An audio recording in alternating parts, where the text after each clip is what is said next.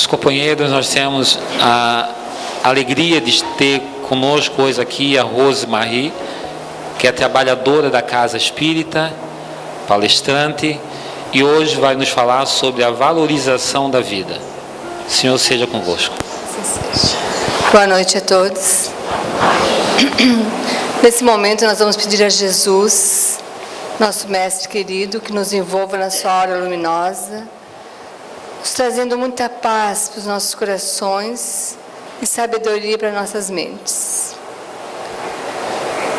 O nosso tema, para nós iniciarmos a nossa reflexão nesta noite, sobre a valorização da vida, nós vamos falar uma frase que se encontra no livro Vida, Desafios e Soluções, de autoria espiritual de Joana de Ângeles, psicografado por Divaldo Pereira Franco. Na introdução desse livro, ela nos diz: viver é um desafio sublime e realizá-lo com sabedoria é uma bem-aventurança que se encontra à disposição de todo aquele que se resolva decididamente por avançar, por autossuperar-se e por alcançar a comunhão com Deus. Palavras, então, de Joana de Ângeles, no livro Vida, Desafios e Soluções. Por mais que a mente humana interrogue a respeito da vida, ainda que seja na atual conjuntura do conhecimento intelectual, que é bastante vasto, inegavelmente vasto, difícil lhe é encontrar respostas que lhe permitam aprender o verdadeiro sentido e o verdadeiro significado da vida. São muitas as definições que nós buscarmos. São muitos os conceitos também. Cada conceito dentro de uma corrente de pensamento, e cada corrente de pensamento defendendo a sua visão de acordo com as suas bases. O espiritualismo parte da realidade de um ser transcendente que a criou e que a mantém, e que lhe vem proporcionando desdobramentos infinitos em quantidade e qualidade, todos direcionados rumo à perfeição. Mas existem alguns investigadores que a reduziram ao acaso, simplificando-a e eliminando sem maiores preocupações a sua magnitude. Outros ainda a estabelecem sob conceitos mitológicos de fácil aceitação, devido os componentes do sobrenatural e do maravilhoso. Mas o milagre da vida é muito mais complexo. E nós vamos encontrar o seu ponto de partida somente no Criador, que a elaborou e que a mantém. E que a vem mantendo através de bilhões de anos, possibilitando na sua estrutura as indispensáveis variações, adaptações e desdobramentos. No que diz respeito à vida do ser humano em si mesmo, nós também já podemos encontrar, aliás, nós detectamos a sua gênese no psiquismo divino, que a elaborou, que a nutre, que a impulsiona para o crescimento através das múltiplas reencarnações do espírito imortal. Esse espírito, simples na sua constituição, liberta as complexidades para o seu crescimento. Ignorante quanto à sua destinação, ele desperta para a sua realidade através das experiências intelectuais e das vivências morais, para um dia alcançar então a sua plenitude. Então, todos nós somos espíritos em evolução, espíritos que estamos transitoriamente neste corpo físico. Portanto, somos muito mais que esse corpo físico. No livro dos Espíritos, na questão 540, os benfeitores espirituais nos dizem assim, que na natureza tudo se encadeia, desde o átomo primitivo até o arcanjo. Então, essa é a nossa caminhada. É a busca da angelitude. Mas, por agora, nós estamos buscando a nossa humanização. Porque ainda não somos, conforme nos dizem os benfeitores, ainda não somos seres humanos completos. Muitos e muitos e muitos de nós ainda estão trabalhando por eliminar a sua animalidade, se desvencilhar da sua animalidade. Basta que nós olhemos ao nosso redor e nós vamos perceber que muitas pessoas ainda se comportam, têm um comportamento baseado no instinto. Então, todos nós estamos aqui na Terra em busca desse caminho da evolução. E Emmanuel nos diz que o cão está para nós como nós estamos para os anjos. Então, como nos diz André Luiz no livro Nosso Lar, muito longe a nossa jornada laboriosa. Muito trabalho pela frente. E como é inevitável no suceder dos ciclos da evolução, todas as nossas conquistas e todos os prejuízos de cada experiência física vão se refletir na posterior, imediatamente na posterior.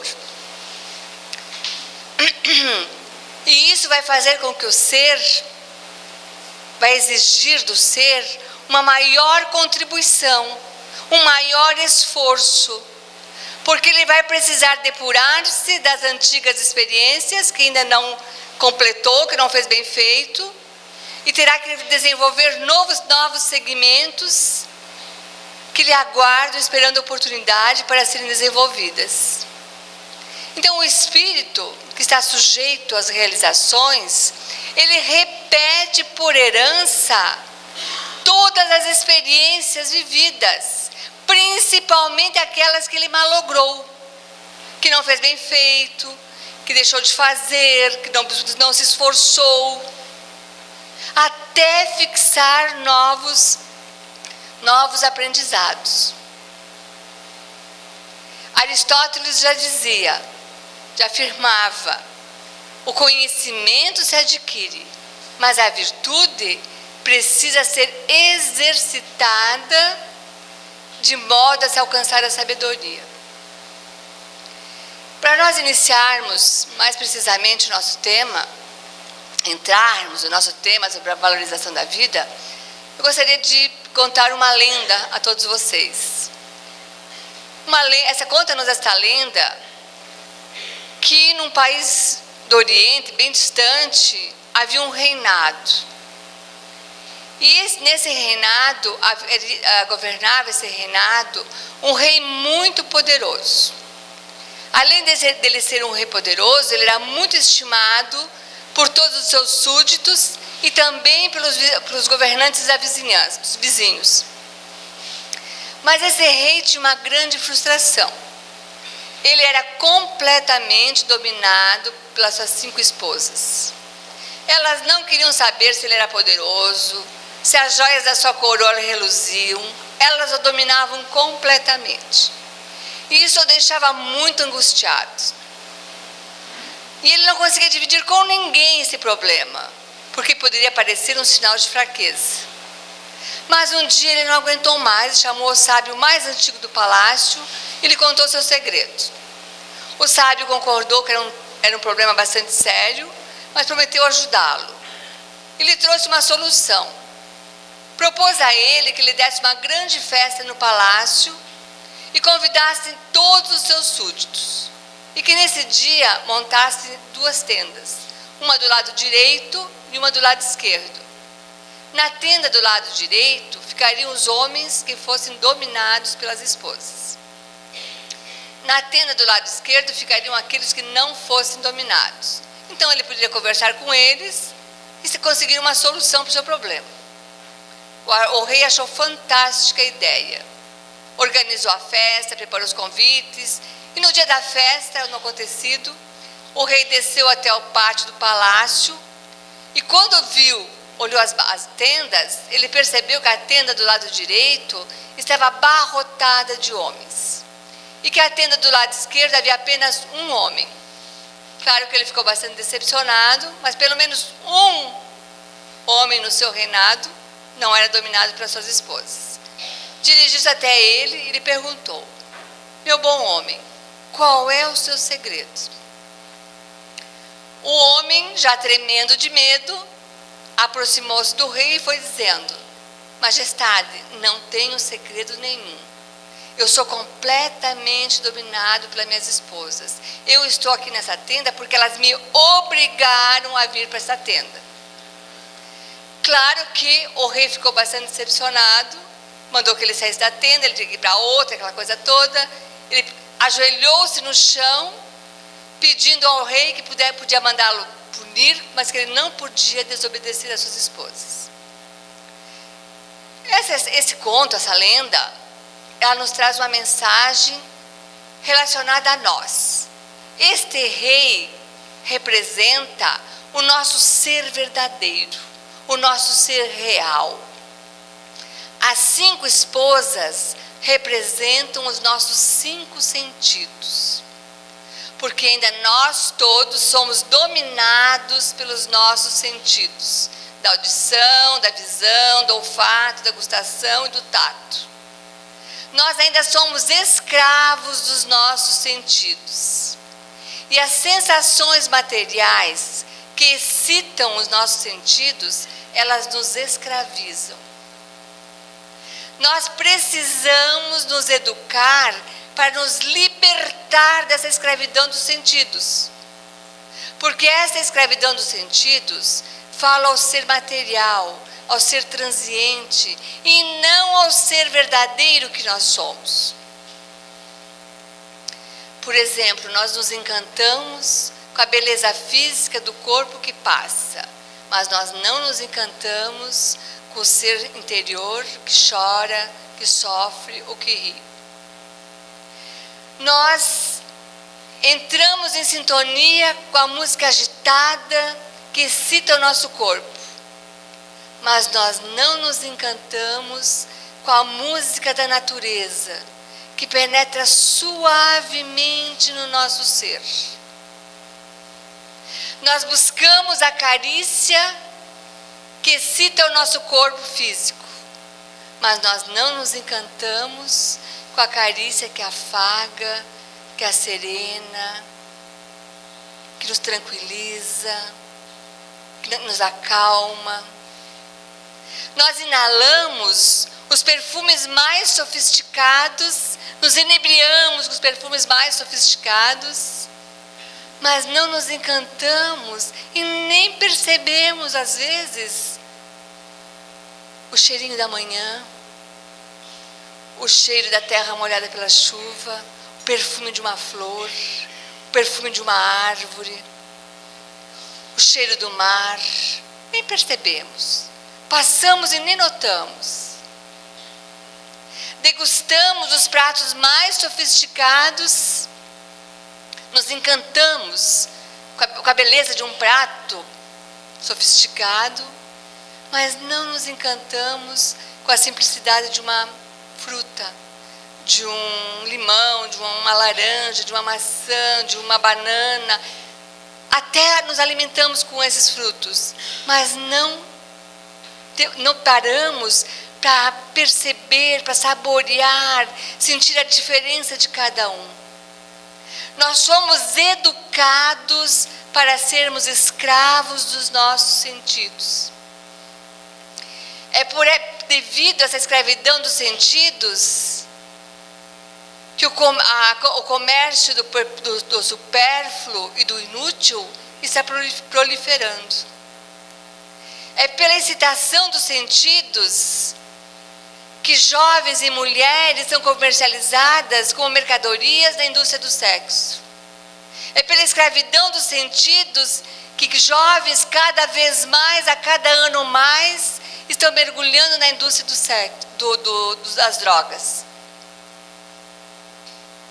É preciso que nós nos libertemos da escravidão dos sentidos, que impede o nosso voo de libertação do nosso ser verdadeiro. No Evangelho segundo o Espiritismo, no capítulo 7, no item 12, os benfeitores espirituais nos fazem um questionamento. Eles nos dizem assim: por que tendes tão grande estima por tudo que brilha e que encanta os olhos? E por que não tendes por aquilo que toca o vosso coração? Por que viveis de forma a elevar a riqueza, a tornar a riqueza a razão de vossas vidas, quando tendes um olhar de desdém para tudo que tem o verdadeiro mérito, que muitas vezes está oculto na simplicidade? Vivemos na era do dinheiro e da missão, dizeis. Mas por que permites que as coisas da matéria, as coisas materiais, as necessidades materiais tenham prevalência pela razão e bom senso, pelas coisas do Espírito? Porque cada vez mais um quer se elevar mais do que o seu irmão. E a sociedade sofre as consequências desses atos. Cuidado, nos dizem eles, porque todos esses estados de coisas é um sinal de decadência moral. Está lá no Evangelho segundo o Espiritismo esse questionamento fantástico para nós refletirmos no nosso dia a dia. Aliás, todas as lições do Evangelho são fantásticas. É preciso que ainda neste século, em que a humanidade parece caminhar sem rumo, deixando atrás de si um rastro de dor e de destruição, é preciso que aprendamos a entender, a respeitar e a valorizar as nossas vidas. Mas para alcançarmos esse entendimento da vida, nós precisamos mudar, alterar esse modelo tradicional produtivista em que nós vivemos, para uma visão mais completa, onde o amor tenha prevalência. Só assim nós vamos conseguir mudar nossas atitudes e nossas condutas. Nós precisamos nos reeducar para o fato de que a nossa trajetória aqui na Terra, essa nossa caminhada dessa existência, não fique conhecida pelo tanto que nós usurpamos da vida e pelo tanto que desrespeitamos a nossa vida, mas que ela fique conhecida sim pelo tanto que amamos e valorizamos a nossa vida. A escravidão dos sentidos nos leva ao campo das sensações e dos instintos. A liberdade do ser nos leva ao caminho dos sentimentos. E quando nós encontramos o caminho dos sentimentos, nós encontramos a nossa essência interior. Nós mergulhamos na nossa essência interior. E daí, desse ponto, nós passamos a desvendar o sentimento dos sentimentos, que é o amor. Mas não esse amor vulgar, não. O amor verdadeiro, o amor que Jesus exemplificou aqui na terra. O amor que Jesus deu a sua vida para mostrar a nós o que era o amor. E no Evangelho segundo o Espiritismo, no capítulo 11, os benfeitores espirituais falam a respeito do maior mandamento. Eles nos dizem que o amor é de essência divina. Que o amor é um sentimento que resume toda a doutrina de Jesus. E que os sentimentos são os instintos que se elevaram com o progresso realizado. Porque no início, nos dizem eles, o homem possui apenas instintos. Mais avançado, ele possui sensações. Mais instruído, ele possui o amor. Ele conhece o amor. E no seu mais alto grau do sentimento, ele vai conhecer o amor verdadeiro. Não esse amor que às vezes nós conhecemos, o amor que é capaz de substituir o individualismo pela integração das criaturas.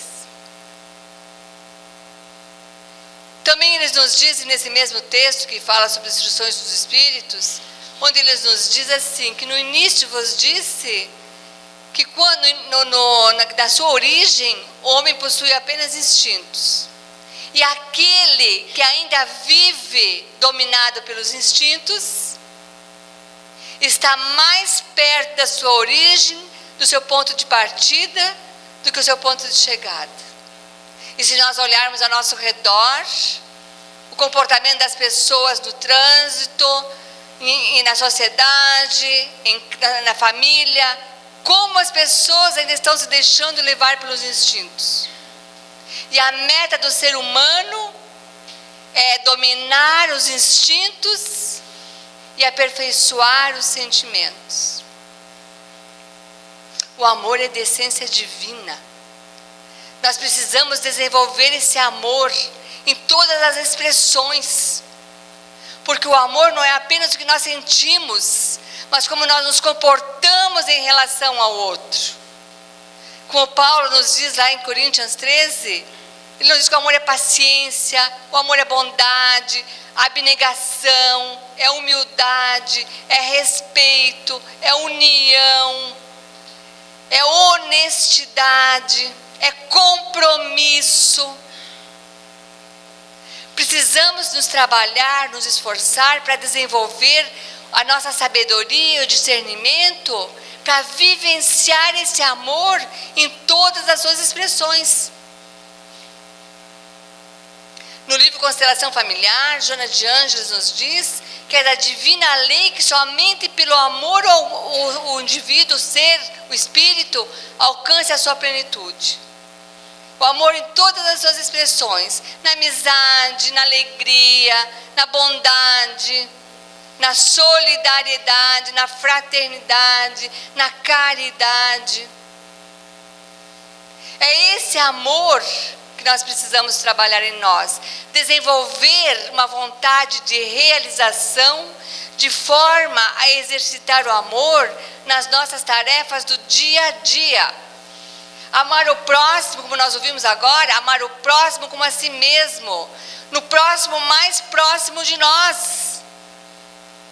Deus não pede a nós que façamos grandes façanhas, não, é no nosso dia a dia, no cotidiano.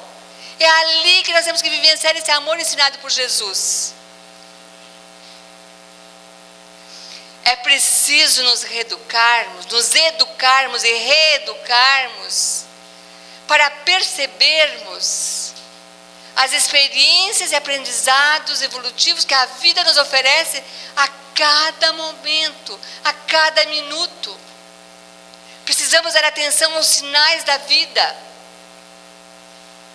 porque assim, naqueles momentos de fartura, de qualquer ordem, da saúde, do poder, dos recursos financeiros, da ascensão social, nós precisamos viver esses momentos com simplicidade, com responsabilidade. Estarmos despidos de qualquer sentimento de egoísmo, de orgulho, de vaidade. Porque haverá os momentos de escassez. E esses momentos de escassez também devem ser vividos sem revolta, com aceitação. Mas aceitação não significa acomodação. Aceitação é uma virtude proativa que nos permite percebermos os nossos erros, os nossos defeitos, mas também nos permite perceber a nossa grandeza, os nossos potenciais, as nossas qualidades, as nossas virtudes que precisam ser desenvolvidas. Então, sucessos e insucessos, perdas e ganhos, dores e júbilos, alegrias e tristezas, bem-estar e desconforto, são situações passageiras e fontes de grande aprendizados para todos nós, espíritos imortais. Nós precisamos perceber, despertar nossas consciências para o fato de que não existe nenhum ser ao nosso redor, neste mundo, que não tenha passado pelo estímulo da alegria e da tristeza. Todos nós passamos. E que alegrias e tristezas não podem ser comparadas. Porque nós somos únicos. Necessitamos de aprendizado específico. Os acontecimentos das nossas vidas devem ser únicos, porque nós somos únicos.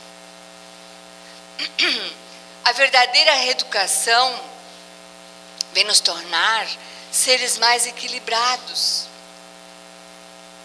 E quando nós estamos mais equilibrados, nós vamos sentir menos medo e menos ansiedade nos momentos de dor, de sofrimento.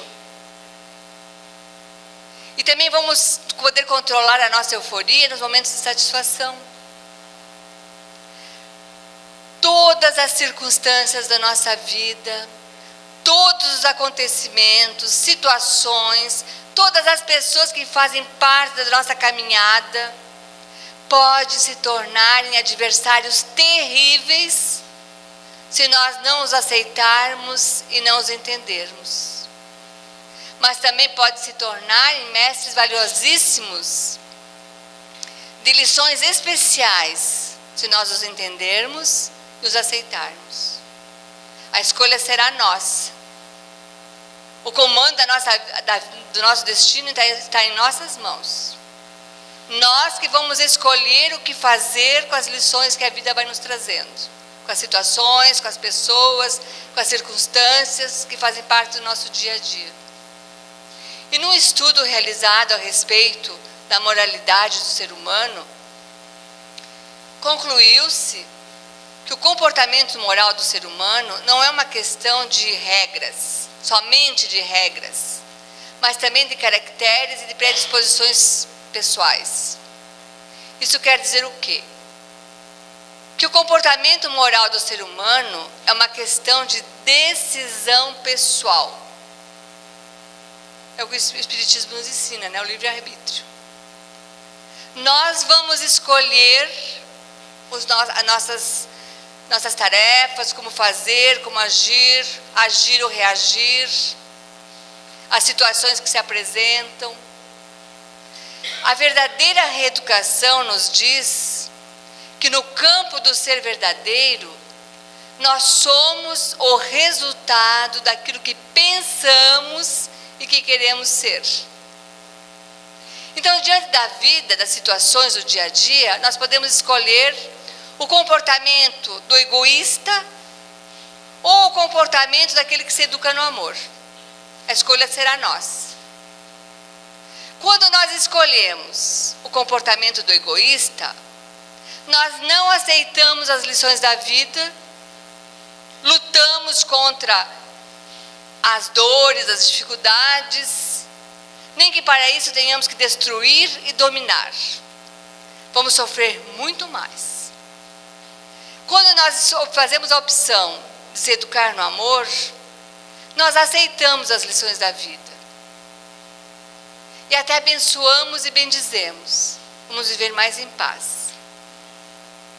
Então, diante do fracasso frustrante, nós temos a opção do comportamento egoísta, que vai procurar o culpado pelo seu fracasso e vai passar a torturá-lo. Mas também nós temos a opção daquele que se educa no amor, que agradece o que sobrou, busca a serenidade e recomeça o trabalho. A doença bate na porta da nossa vida. Aquele que faz a opção do comportamento egoísta não aceita a doença. Revolta-se. Parte para a agressão a tudo e a todos. Até mesmo para a autoagressão. Vai sofrer muito mais. Aquele que faz a opção de se educar no amor, aceita. E busca numa convivência harmônica com a enfermidade, a cura do seu ser interior. Vai estar mais em paz. Na intimidade do lar, ou no convívio social, muitas vezes nós sofremos injustiças, desilusões, né? Somos vítimas de injustiças e desilusões. Aquele que faz a escolha pelo comportamento do egoísta, deseja eliminar material e emocional quem o agrediu. Se encarcera na prisão do ódio. Agora, aquele que procura e faz a opção de se educar no amor,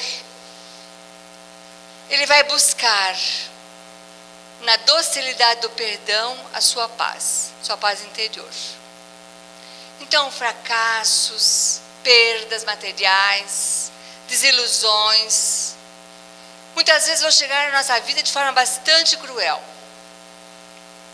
Aquele que faz a opção do comportamento egoísta vai se revoltar, vai se rebelar, maldizer, destruir. Sofre muito mais e ainda espalha sofrimento e dor ao seu redor. Aquele que busca, faz a opção do comportamento no amor, ele aceita, não resiste às coisas que não pode mudar. E dessa forma adquire forças e energias para mudar o que pode ser mudado. Então essas escolhas não são uma imposição divina, mas sim uma questão de decisão pessoal de cada um de nós. É nós que vamos decidir o que vamos fazer com a nossa energia mental. Se para o amor, se para o ódio, se para construir, se para destruir. A decisão será nossa. E o interessante que nos dizem os benfeitores, que essa mesma energia que está na base da pessoa, na estrutura, na base da pessoa mais orgulhosa, mais egoísta, é a mesma energia que está na base da pessoa capaz de nos dar exemplos de grande humildade. É a mesma energia. Mas então onde está a diferença? A diferença está justamente na forma de como nós vamos administrar essa nossa energia. Porque quando os benfeitores espirituais, no Livro dos Espíritos, falam a respeito das nossas paixões, eles nos dizem que as nossas paixões são como cavalos indomáveis. E o propósito da transformação moral não é matar este cavalo, mas é educá-lo, é dar um rumo, uma orientação. Então eles nos dizem isso, que nós precisamos de uma orientação para essa nossa energia. Educar a nossa energia, dar um rumo, vigiar, ser constante vigilância. A caminhada evolutiva é uma constante e perene vigilância do espírito. Precisamos estar sempre vigilantes. Jesus já nos dizia isso. Vigiar é imprescindível a todos nós. Então as lições da vida vão chegar até nós, de uma forma ou de outra, maiores, menores, mais grandiosas, vão chegar na vida de todos nós. Nós vamos escolher o que fazer com essas lições. Se escolhermos o caminho do comportamento egoísta, nós podemos nos tornar gigantes materialmente. Mas vamos nos tornar anões espirituais. Criaturas de estatura espiritual baixa, pequena, limitada. Agora, quando nós escolhemos o comportamento de se educar no amor, nós nos tornamos gigantes espirituais. Ainda que aparentemente estejamos massacrados materialmente. A escolha é nossa. Para valorizar a vida, nós precisamos aprender a amar e bendizer todas as experiências evolutivas, todos os aprendizados que a vida nos oferece a cada momento do nosso dia. É ter olhos de ver as belezas que a vida nos oferece. E isto é valorizar a nossa vida. Agradecer tudo a beleza que ela nos oferece no nosso dia a dia. Desde que nós acordamos até o momento que vamos dormir. Valorizar a vida é ter ouvidos de ouvir a canção maior cantada pela natureza. Porque a vida é Deus. Em determinados momentos, a vida é aquele incomparável químico que transforma água e humus em madeira, açúcar no vegetal, que oferece o perfume na flor, o sabor no fruto, que coloca no estômago substâncias vigorosas que modificam o alimento e conseguem digerir, alimentando assim, não deixando perecer aqueles seres que se nutrem dessa forma. Em determinados momentos, a vida é aquele artista incomparável, que trabalha os contornos de todas as folhas dos vegetais com uma riqueza minuciosa, que não encontramos dois iguais. Aquele ser que coloca no homem impressões digitais, que não há um igual ao outro. E num passe de mágica, a vida é aquele ser que dá cor e brilho aos pássaros, às plantas e aos seres vivos, que adorna a natureza com tons infinitos e impossíveis de se copiar e de se repetir. A vida é Deus. E valorizar a vida é aprendermos a engrossar a fila dos agradecimentos, que está muito escassa, enquanto a fila das reclamações está abarrotada de egoístas. A verdadeira reeducação só vai ocorrer quando nós percebermos que só alcançaremos a plenitude do ser através dessas preciosas lições obtidas na academia da vida. E nessa academia da vida, há algumas disciplinas que vão nos atrair. A beleza, o poder, a ascensão social. Mas advirão outras para nossas vidas, outras disciplinas, sem a nossa quiescência, sem a nossa vontade. Dor, sofrimento, desilusão, pobreza. E não adianta nós querermos dispensar essas disciplinas que fazem parte da nossa grade curricular. Não adianta não querer cursá-las, porque seremos reprovados e convidados a refazê-las em condições talvez bem mais difíceis. Muito mais difíceis. Porque quando a consequência vem, por mais dolorosa que ela seja, é um convite para refazermos os nossos caminhos. Valorizar as nossas vidas é perceber que estamos todos nós numa escola abençoada, que nos permite a ascensão do amor. Sim. Pense na Terra como uma escola onde o nosso espírito ganha um corpo para viver num mundo de grande beleza, com muitas contradições, é verdade. Mas a vida é um milagre.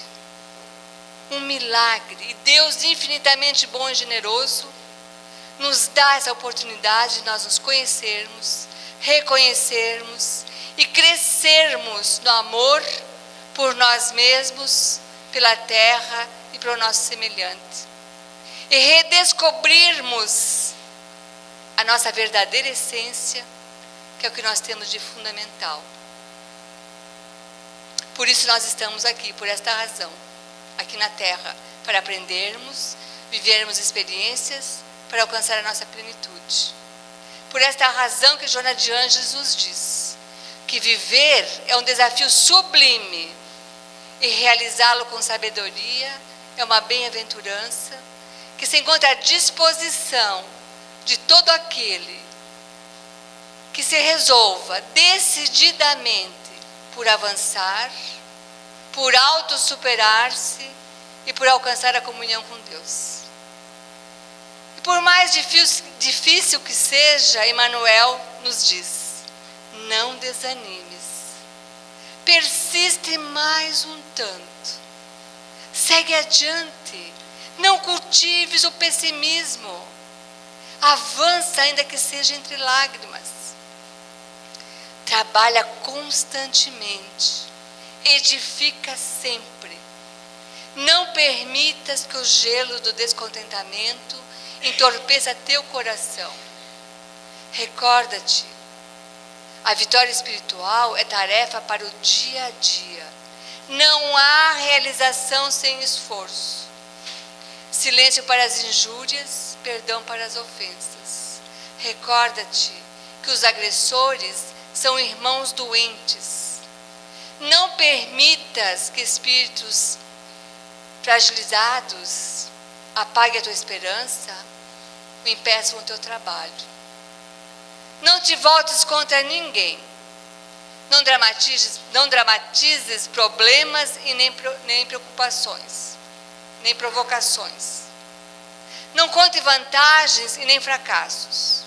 Se em algum momento da jornada errares o caminho, reajusta a visão e busca o rumo certo. Estuda para aprender. Conserva o hábito da oração que te fará luz na tua vida íntima. Resguarda-te em Deus. Persevera o trabalho que Ele te confiou. Age auxiliando, segue sem apego, que assim vencerás. Que Jesus nos abençoe nesta noite, nos trazendo muita luz aos nossos corações.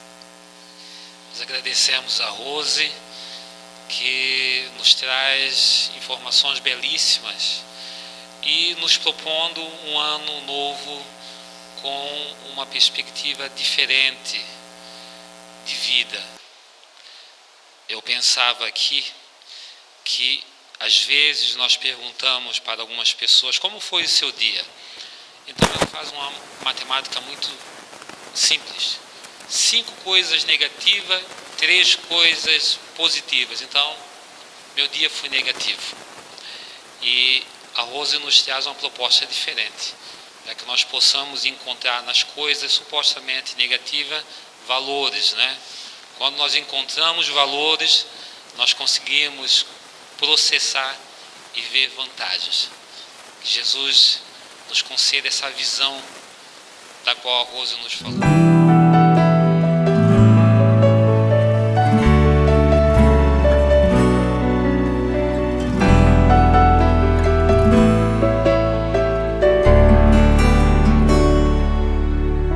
Se a gente seguisse o seu caminho, seria feliz. Se a gente ouvisse os seus conselhos, seria feliz. Se fosse manso como ele, seria feliz. Tinha mais coragem e determinação pra mudar.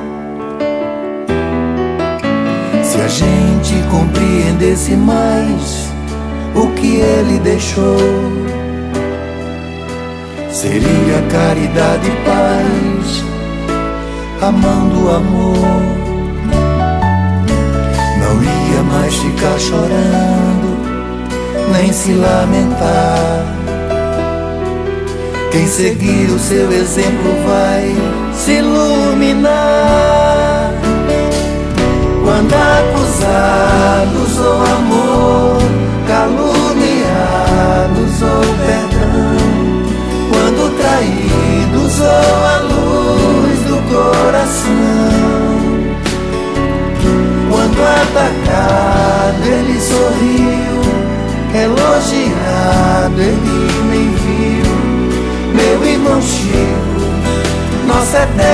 gratidão.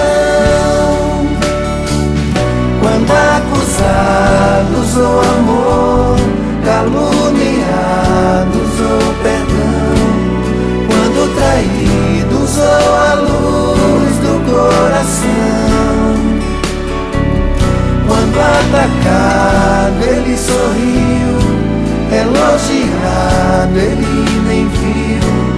Meu irmão Chico, nossa eterna gratidão. Se a gente seguisse o seu caminho, seria feliz. Se a gente ouvisse os seus conselhos, seria feliz. Se fosse manso como ele, seria feliz. Tinha mais coragem e determinação pra mudar. Se a gente compreendesse mais o que ele deixou, seria caridade e paz, a mão do amor. Não ia mais ficar chorando, nem se lamentar. Quem seguir o seu exemplo vai se iluminar. Quando acusados ou amor, caluniados ou perdão, quando traídos ou a luz do coração, quando atacado ele sorriu, elogiado ele nem viu. Meu irmão Chico, nossa eterna gratidão. Quando acusados ou amor, caluniados ou perdão, quando traídos ou a luz do coração, quando atacado ele sorriu, elogiado ele nem viu. Meu irmão Chico, nossa eterna gratidão.